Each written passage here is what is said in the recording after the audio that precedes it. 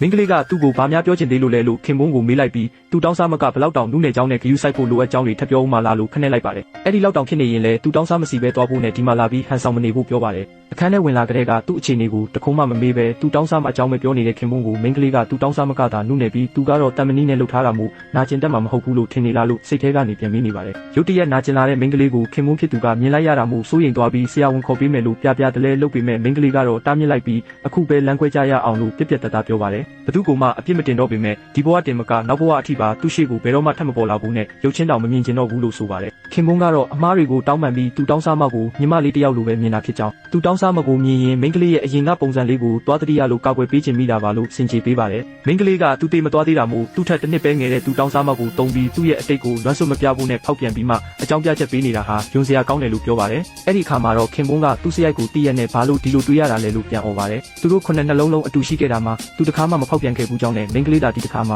သဘောမထားသေးပဲပြဿနာကိုအကြီးအကျယ်မလုပ်ခဲ့ရင်အခုလိုကလေးဆုံးရှုံးရတဲ့အထိဖြစ်လာမှာမဟုတ်ဘူးလို့မင်းကလေးကိုပဲအပြစ်ပြန်ပုံချပါတယ်မင်းကလေးကတော့ခင်ပွန်းဖြစ်သူဟာသူ့အမားကိုသူဝင်ခံလိုက်ရင်သူ့ပုံစံဟုတ်တော့မှာမဟုတ်ဘူးလို့ခက်အေးပဲတုံ့ပြန်လိုက်ပါတော့တယ်မင်းကလေးကကိုဝင်ဆောင်နေချိန်မှာအခုလိုအဆက်ခွဲခံရတာတွေကိုအတာတကြီးတီးခံနေရမယ်လို့ခင်ပွန်းကတွေးနေတယ်ဆိုရင်ဒါဟာလမ်းခွဲဖို့အတွက်လုံလောက်တဲ့အကြောင်းပြချက်ပဲလို့ပြောလိုက်ပါတယ်ဒီနေ့ကစပြီးတယောက်တလန်းစီတွားကြရအောင်လို့ဆိုနေတော့မှပဲမင်းကလေးရဲ့ဖုန်းစီကိုလေရင်လက်မှတ်နဲ့ passport တွေအစင်သင့်ဖြစ်ပြီးဖြစ်ကြောင်းအကြောင်းကြားစာရောက်လာပါတယ်ခင်ပွန်းဖြစ်သူကဒါကိုမြင်တော့အံ့ဩသွားပြီးဘာလို့ passport တွေလုပ်နေတာလဲခီးသွားချင်ရင်သူကိုယ်တိုင်လေရင်လက်မှတ်တွေအကုန်စီစဉ်ပေးမယ်လို့ကမ်းလှမ်းပါတယ်မင်းကလေးကတော့လမ်းခွဲထားပြီးသားမို့ခင်ပွန်းရဲ့ပတ်စံကိုအကုန်ကြမခံနိုင်တော့ဘူးလို့ညင်းလိုက်ပါတယ်ခင်ပွန်းကဘာပြောနားမထောင်တဲ့မင်းကလေးကိုစိတ်ပြက်လက်ပြက်နဲ့သူဘာလုပ်ပေးရမလဲဒူးထောက်တောင်းပန်ရမလားလို့မေးတဲ့အခါမင်းကလေးကသူ့မျက်စိရှိကနေအပီးပြောက်ွယ်သွားပေးဖို့သာပြန်ပြောပါတယ်အဲ့ဒီအချိန်မှာသူတောင်းစားမရဲ့ဖုန်းဝင်လာတာကြောင့်ခင်ပွန်းကမတ်တက်ရက်လိုက်ပြီးချက်ချင်းပဲမင်းကလေးကိုကြောခိုင်းကထွက်သွားခဲ့ပါတယ်အချိန်ခဏအကြာဆရာဝန်မလေးကရောက်လာပြီးခင်ပွန်းဖြစ်သူဟာဘေးကန်းကသူတောင်းစားမကိုပြုစုပေးနေရင်မင်းကလေးနဲ့ရိုက်ထားတဲ့မင်္ဂလာဆောင်တပ်ပုံကိုဘာလို့ကင်ထားရတာလဲလို့နားမလည်နိုင်စွာမေးပါတယ်